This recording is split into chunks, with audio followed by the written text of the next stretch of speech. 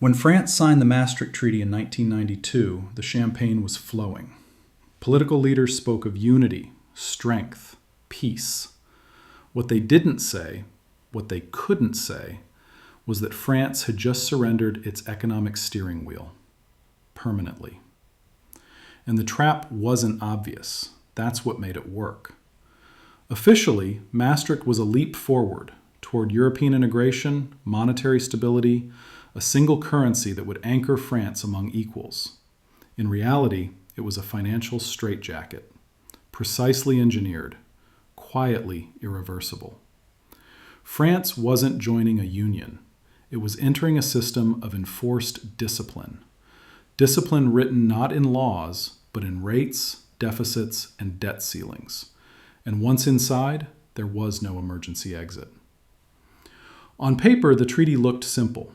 To qualify for the euro, France had to meet certain convergence criteria: 3% deficit to GDP, 60% debt to GDP, low inflation, stable exchange rates. It sounded technical, rational, boring even. But underneath that spreadsheet language was something far more brutal: a forced austerity regime that would gut France's ability to invest, react, or breathe. Because here's what the world saw: France, a proud economy, teaming up with Germany to build a stable monetary future. Here's what actually happened. Germany, with its low inflation, tight fiscal model, and Bundesbank orthodoxy, exported its economic doctrine to the rest of Europe, France included. And here's the cost. To comply with Maastricht, France had to start cutting public spending, investment, subsidies, social protections. It wasn't optional. It wasn't ideological. It was the price of entry. And that price was paid not in Brussels, but in Lyon, in Marseille, in the post-industrial suburbs where factories vanished and jobs didn't come back. The German economy had been rebuilt around surplus, savings, and wage discipline. But France, with its more interventionist model, its tradition of state-led industry, its social protections, was forced to bend itself into Germany's shape. That bending came with consequences. From 1993 to 1997, France's unemployment rate stayed locked above 10%. Real wages stagnated. Public investment froze. Growth crawled. The public didn't understand why. The politicians said it was a phase, but the truth was already written into the treaty. Because Maastricht wasn't just a set of rules, it was a binding economic identity, one size fits all, tailored for one. Here's the paradox no one wanted to touch. To join a union that promised prosperity, France had to simulate being Germany. But it wasn't Germany, and pretending to be Germany came at a price: lost policy tools. France couldn't devalue to regain competitiveness. That was banned. It couldn't run higher deficits to stimulate jobs. That breached the 3% rule. It couldn't set interest rates to match its economy. Those would be set forever by the European Central Bank in Frankfurt. France kept its flag, but not its hands, not on the wheel that mattered most. And then came the irreversible move. May 1998. The European Central Bank was born. With it, national central banks, including the Banque de France, handed over their final power: monetary sovereignty, the ability to print, to inflate, to rescue. That was the moment the lot clicked shut. The French franc wasn't just being replaced, it was being buried. From now on, the euro would be the currency. But Germany had written the DNA: a currency without a state, a bank without a democratic anchor, a union without a common fiscal engine. The vocabulary changed, the leverage didn't. And France, for all its protests, and posturing, could no longer set its own economic temperature. In the name of unity, it gave up control. In the name of peace, it accepted discipline. In the name of stability, it inherited stagnation. And that was only the visible part of the deal, because once inside, the mechanisms would compound, the deficits would deepen, the escape routes would close, and every future crisis would hit harder, because the safety nets had already been dismantled. This wasn't convergence. This was absorption. One model, one tempo, one center of gravity. Maastricht wasn't just a treaty. It was a design. a design that locked France into a role it could never win. By the time France realized what it had signed up for, the blueprint was already in place, and it wasn't French. Germany didn't just join the euro, it wrote it, and it did so with one cold objective: never again be at the mercy of inflation, debt, or weaker neighbors. France had history. Germany had trauma. Post-World War I hyperinflation, the Weimar collapse, the rise of extremism through economic chaos. For Germany, inflation wasn't just a statistic, it was a national scar. So when it came time to design the euro, Germany made sure that scar became law. No inflation tolerance, no fiscal leniency, no bailouts, and most importantly, no exceptions. What looked like economic stability on the surface was actually the imposition of one national model, calibrated for Germany's export machine, on 11 other countries that didn't share its structure, its history, or its needs. But here's the twist. Germany could play that game. France couldn't. Germany had a massive industrial surplus. It exported high-value machinery, precision products, and ran trade surpluses year after year. France didn't. Its industries were less export competitive, its wage structure was different, and its state played a far larger role in managing the economy. But under Maastricht, and later the Stability and Growth Pact, France couldn't act like France anymore. The very tools that had built the French welfare state, deficit spending, state investment, monetary adjustment, were now banned, penalized, or politically radioactive. What the world saw: France falling behind, failing to reform, too dependent on public spending. What was actually happening? France was trying to breathe through a German-made oxygen mask, and it was suffocating. Between 1999 and 2007, during the euro's first phase, Germany kept wages flat, crushed inflation, and boosted exports. France's wages rose. Its trade balance turned negative. Its public finances tightened, but not fast enough. Then came the real test, 2008. The financial crisis should have been a moment for coordinated stimulus, for flexibility, for solidarity. Instead, France found itself caught between two walls: a crashing global economy on one side and a treaty obligation, written in German logic, on the other. It couldn't print money. It couldn't flood the economy with spending. It couldn't devalue its currency to regain trade advantage. It could only do one thing: borrow. And that's exactly what it did. By 2010, France's public debt crossed 80% of GDP. By 2014, it was over 90%. But here's the part the headlines missed. Every euro of debt came with less power, not more. Because the Maastricht framework didn't just set limits, it created mechanisms of control. Once a country passed certain debt thresholds, the European Commission, unelected, unaccountable, gained oversight powers. Budgets had to be submitted. Deficit plans had to be justified. Structural reforms became conditions for flexibility. France wasn't just broke, it was being audited, like a debtor pleading for leniency inside a system it helped build, but no longer controlled. And the more debt it took on, the more it had to prove its obedience.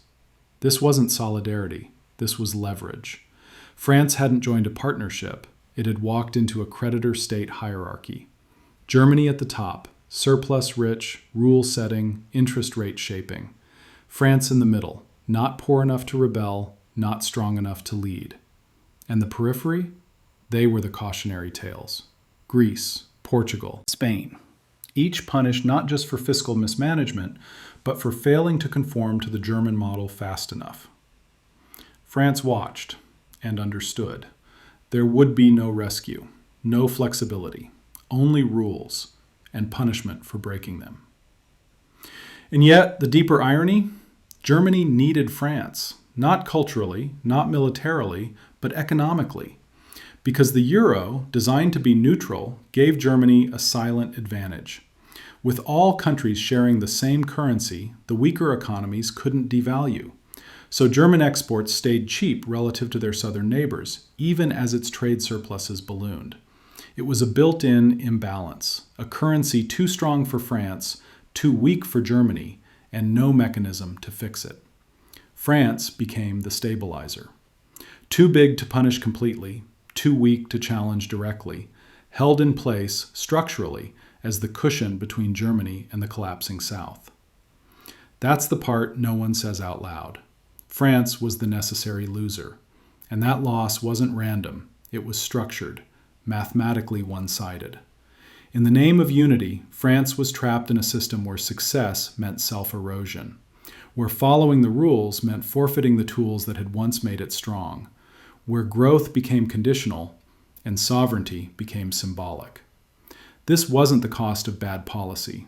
This was the cost of membership. Then it was called convergence. Today it's called stability. But the outcome is the same. A rich country that looks poorer every year, a powerful nation unable to steer its own economy, a silent dependence engineered in treaties, executed in budgets. This didn't happen by accident. It was written, clause by clause, into the foundations of the euro, and France signed it. If this changes how you see the European project, leave a comment with one word: locked.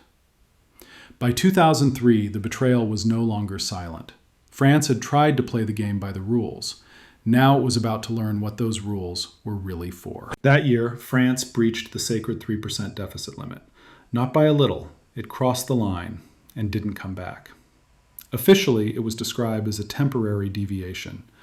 In practice, it triggered the start of a long, slow strangulation. The European Commission warned. The European Central Bank frowned. The pressure began. And here's the twist no one in Brussels wanted to admit. Germany broke the rule too, at the same time. But only one country got dragged into the spotlight. Only one got shamed. Only one was told to reform or face consequences. The visible event? A breach of fiscal limits. The hidden mechanism? Selective enforcement based on leverage. The irreversible consequence? France learned that sovereignty was now conditional. Conditional on compliance, conditional on tone, conditional on political obedience to a financial system it could no longer bend. And so the reform packages began. Pension cuts, labor code reforms, wage freezes for civil servants, privatizations packaged as modernization. Not because France wanted them, not because the public demanded them, but because Brussels expected them, and the bond markets enforced them. Every reform was sold as necessary, but necessary for whom? For investment banks calculating spreads on French debt? For ratings agencies wielding their AAA like a guillotine? For European officials whose real mission was to turn member states into fiscal avatars of the Bundesbank? Here's what they called support. The European Stability Pact, revised in 2005. A flexibility mechanism that would allow some deficit slippage if the country in question agreed to deep structural reforms. This wasn't support. This wasn't flexibility. This was conditionality under a new label. The same model used for crisis-hit developing nations by the IMF was now being applied inside Europe. Only this time, it was self-inflicted, voluntary, treaty-locked. France had become a debtor inside its own union. Its budget had to be explained. Its spending had to be justified. Its choices had to be aligned, not with voters, but with thresholds. This wasn't partnership. It was compliance theater, and every act had a cost. Between 2000 and 2020, France's public investment as a percentage of GDP declined steadily, even as infrastructure aged, hospitals buckled, and schools decayed. Not because France was too poor to spend, but because it was too disciplined to act. And that discipline was enforced not just by Brussels, but by the invisible hand of the ECB. Because when France played nice, bond yields dropped. When it resisted, they spiked. The central bank didn't need to threaten. Its silence was enough. If the ECB didn't intervene to calm markets, rates would rise, panic would spread, borrowing would collapse. France had learned the lesson from Greece. The real power in Europe isn't in Brussels, it's in Frankfurt. The power to print, the power to buy bonds, the power to decide which economies live and which ones adjust. France used to have that power, before Maastricht, before the euro. Before, it outsourced its future to a rulebook it didn't write, but now had to obey. That's the part no one wants to say in public. France didn't lose a war. It signed away its sovereignty and called it integration. And when the French public began to sense the truth, in protests, in strikes, in referendums, the political class did what it always does, reframed the question. They said, do you want to be in Europe or out? As if sovereignty was treason. As if questioning the deal meant breaking the peace. But let's talk about peace. France was told that Maastricht would protect peace through unity, but peace built on economic inequality is just silence before fracture. In 2005, the French people were given a vote, a referendum on the proposed European Constitution. They said no, clearly, loudly, democratically. And the response? The treaty was repackaged, renamed, and signed anyway. The Lisbon Treaty, passed not by referendum but by Parliament, same core rules, same fiscal handcuffs, same erosion of sovereignty. No vote this time. This was the moment the mask slipped. It wasn't about democracy. It was about compliance. France's democracy could choose its leaders, but not its economic model. Not anymore. And still, every time the euro stumbles, every time austerity bites, every time the middle class gets hollowed out, politicians return to the same excuse. We had no choice. But that's the point. They made the system so there would be no choice. No devaluation, no monetary easing, no fiscal rescue without permission. What used to be tools became violations. This didn't happen overnight. It happened clause by clause, cut by cut, year after year, in the name of discipline. And that's why France feels poorer than it is. Not because it lacks resources, not because it's lazy, but because it is locked inside a system designed to shrink its room to maneuver, every year a little more.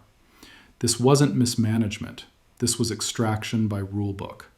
If you've ever wondered why your taxes go up but your services go down, look at Maastricht. If you've ever asked why France builds less, invests less, dares less, look at the deficit cap. And if you've ever felt like your country is rich on paper but powerless in practice, now you know why. This wasn't a crisis, it was a contract. By 2010, the facade was still holding, just. France was still the second largest economy in the Eurozone, still a permanent member of the UN Security Council, still pretending it was in control. But behind the velvet curtains, something had shifted.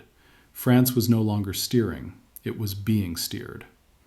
By then, the Eurozone debt crisis had exploded. Greece was burning, Portugal was bleeding, Spain was on the edge. And France? France was being told, get in line or be next. The official story. Coordinated European action to stabilize markets, restore trust, and save the euro. The hidden mechanism? Economic blackmail, enforced by markets, executed by technocrats, and rubber-stamped by governments too scared to say no. It was here, in the aftermath of 2008, that the real cost of Maastricht became visible. France could see the fire, but it couldn't pick up the hose. The European Central Bank controlled the liquidity. The Commission dictated the conditions. Germany held the veto. And so France, one of the founding members of the European project, was now forced to beg for policy space inside its own home. It gets worse. In 2012, under pressure to reassure investors, France signed the Treaty on Stability, Coordination, and Governance, the so-called Fiscal Compact. What it did was simple and brutal. It locked the balanced budget rule into constitutional law. No more than 0.5% structural deficit, permanently. Let that sink in. France, the country that invented dirigisme, built the post-war boom through public investment, created the TGV, nuclear energy, Airbus, had now made it illegal to run the kind of deficit it once used to power its rise. Illegal. Not politically risky, not economically unwise, legally prohibited. This wasn't reform. This was surrender under a different name. And the most perverse part? It didn't even work. France continued to break the limits, year after year, not because it was rebellious, but because compliance was mathematically impossible. You cannot stimulate growth, fix aging infrastructure, rescue industry, and support the social model, all while running a near-balanced budget in a sluggish economy. It's a contradiction so violent it borders on farce. But instead of changing the rules, the system doubled down. The European Commission threatened fines, credit rating agencies issued warnings, and France was forced to perform the same ritual again and again. Pledge reforms, freeze spending, cut fat in mesmo, privatize, restructure, economize. But the more it complied, the more growth slowed. The more growth slowed, the harder it became to comply. It was a death spiral written in percentages. And while France was locked in self-defeating austerity, Germany reaped the rewards. Between 2009 and 2019, Germany's trade surplus exploded, over 200 billion euros per year. France, meanwhile, slid deeper into trade deficit, 60 billion euros by 2019. Same currency, same rules, opposite results. And that wasn't a bug, it was the design. With no ability to devalue, France's industries became more expensive than Germany's, but couldn't correct. With no control over interest rates, it couldn't stimulate domestic demand. With no fiscal sovereignty, it couldn't run an aggressive recovery plan. France wasn't failing to adapt, it was being structurally drained. This was not a story of incompetence. This was not about laziness or lack of reform or cultural resistance. It was a story of locked-in divergence. A monetary union without fiscal union is not a bridge, it's a cage. Germany could thrive because the euro gave it an undervalued currency, boosting exports without the cost of inflation. France could not, because it was locked into a monetary framework that made its economy less competitive year after year. And the deeper truth? The euro wasn't a currency. It was a sorting mechanism. One size fits none, but it benefits some. And France, too proud to leave, too weak to lead, became a perfect host. Big enough to stabilize the system, too cautious to break it. Just compliant enough to absorb the damage. And when it finally tried to resist? In 2017, Emmanuel Macron swept into power with promises of European reform. A Eurozone budget, debt mutualization, a common investment policy. And the response from Berlin? Silence, delay, deflection. The German strategy was clear. Stall, while France cuts itself further. And it worked. Macron raised the retirement age, weakened labor protections, cut corporate taxes, tightened unemployment rules. And still, the Eurozone stayed the same. Germany gave nothing. France gave everything. This wasn't compromise, it was attrition. A slow erosion of sovereignty under the smiling banner of European unity. France was no longer a co-architect. It was a tenant in a house built by others, paying rent in the form of perpetual concessions. Every year a new reform. Every year a smaller state. Every year the same question. How did the country that helped invent modern democracy, that once ruled half of Europe, end up begging for fiscal space from unelected officials? The answer is not incompetence. It's not betrayal. It's structural dependency, built clause by clause into the Maastricht framework. This didn't happen overnight. It wasn't caused by one leader or one party. It happened because France believed the promises and ignored the mechanisms. Unity, yes, but not between equals. That dream died in Frankfurt. By the time the COVID crisis hit in 2020, France had one of the highest debt-to-GDP ratios in Europe, nearly 115%. But no one dared say the quiet part out loud, that this level of debt wasn't the result of recklessness. It was the direct consequence of a system that forbade the country from solving its own crises, except by borrowing more. Let's be clear, France didn't choose this path. It was cornered into it. Why? Because the euro system had stripped away every alternative. No monetary sovereignty, no exchange rate flexibility, no autonomous industrial policy, and no real fiscal leeway, unless you were willing to trigger sanctions from Brussels. So when disaster hit, financial, pandemic, or otherwise, France had only one tool left: debt.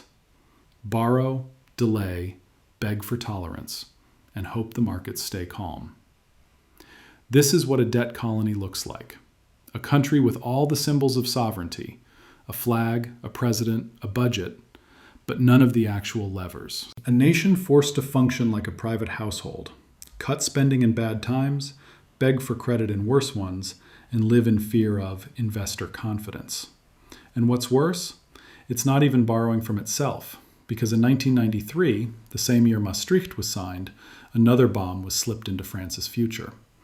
It was buried inside a reform no one debated in public, Article 104 of the Maastricht Treaty. It banned central banks from directly financing public deficits. Translated? The Banque de France, once able to create money to fund the state, was permanently muzzled. From then on, France could only borrow from the markets, at interest, with strings. It didn't matter how urgent the crisis, how severe the recession, how critical the investment, the answer was always the same: find a private buyer or shut it down. This wasn't about fighting inflation, it was about creating dependence. A dependence so total, so invisible, that even questioning it became taboo. And the consequences? Let's count. Between 1995 and 2023, France paid over 1.7 trillion euros in interest on its public debt. That's more than the entire national education budget over the same period. More than all hospital infrastructure spending. More than France's entire investment in green energy, rail, and digital transformation combined. This wasn't the cost of borrowing.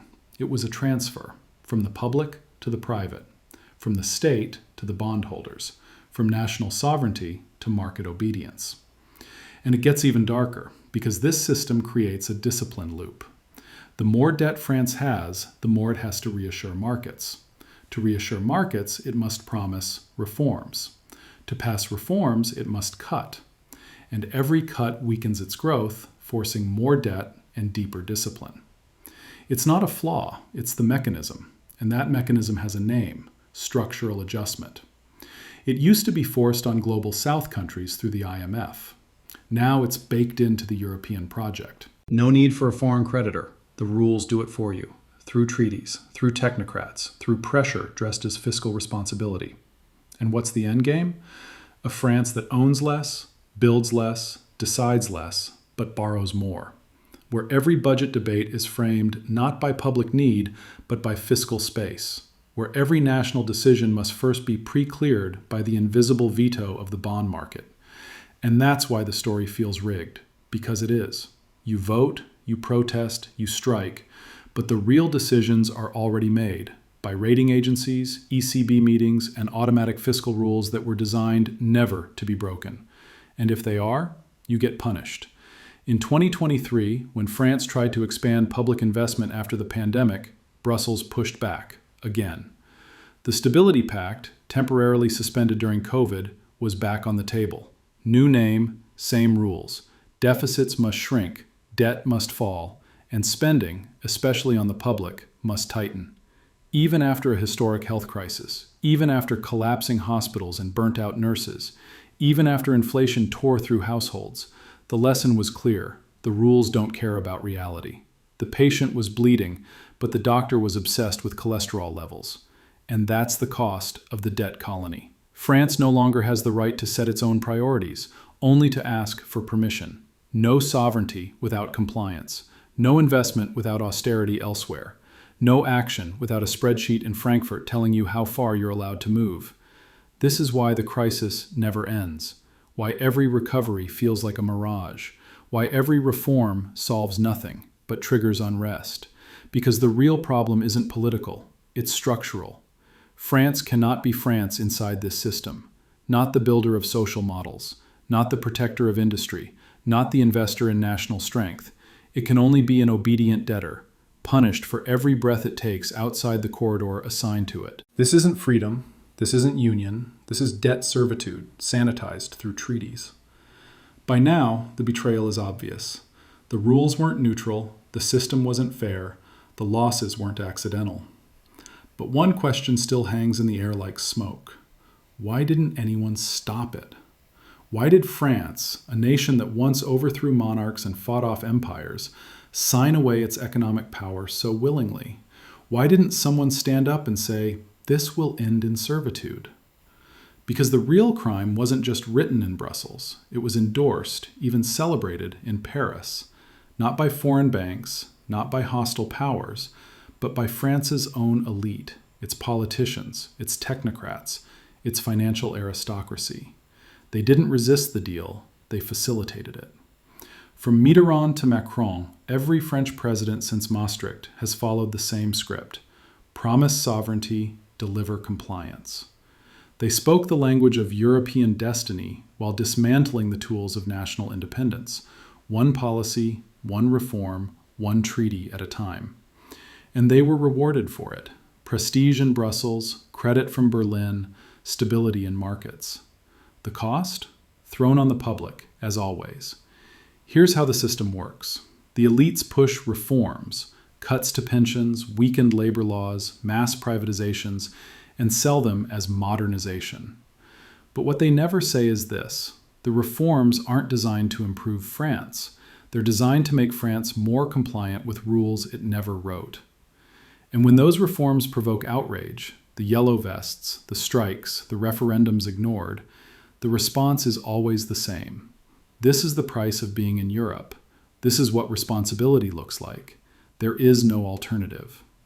But that phrase, "there is no alternative," is the final stage of surrender. It's how you teach a population to stop asking questions, to accept slow decline as fate, to confuse obedience with realism. And make no mistake, decline is exactly what's happened. France's manufacturing base has shrunk by over 50% since the 1980s. Entire industrial towns gutted, jobs offshored, investment starved. Its infrastructure is decaying. Its energy independence, once a point of pride, is compromised. Its public services are overrun, underfunded, and demoralized. And the people? They see it. They feel it. They know something is deeply wrong. But every time they rise up, they're told it's irrational, that the markets need confidence, that Brussels needs numbers, that Berlin needs guarantees. It's a script, and France's elite has memorized every line. They're not victims of Maastricht, they're managers of its enforcement. They didn't lose sovereignty, they outsourced it and called it leadership. Because for them, the system works. French billionaires have doubled their wealth in the past decade. Multinationals enjoy tax engineering through Luxembourg and Ireland, while small businesses drown in regulation. Asset holders reap ECB-driven gains, and the state, toothless but still expensive, keeps absorbing the blame. This isn't just inequality, it's insulation, a protected class that signs away tools it no longer needs, because their lives aren't shaped by unemployment, public hospitals, or collapsing schools. They live in a different France, a France that doesn't need sovereignty, because it already has escape velocity. And that's why they defend the system. Not because it works for the country, but because it works for them. But here's the final betrayal. Even now, as the cracks deepen, as inflation returns, as war shakes the continent and the global order shifts, France's leadership refuses to reassess the foundations. They won't challenge the debt rules. They won't demand monetary autonomy. They won't question the ECB's power. Because doing so would mean admitting the truth, that France is no longer in control, and hasn't been for decades. That the euro, sold as integration, was a controlled disarmament. That Maastricht, sold as unity, was an elite consensus against economic democracy, and that every reform package, every austerity cycle, every lost decade since was not an accident. It was the price of staying inside a system where the rules are fixed, and France is fixed into decline. This is the Great Silence, not a conspiracy, just a pact between those with power and those with enough comfort not to question it. The victims?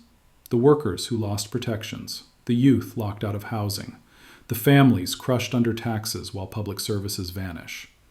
And still, the official story rolls on.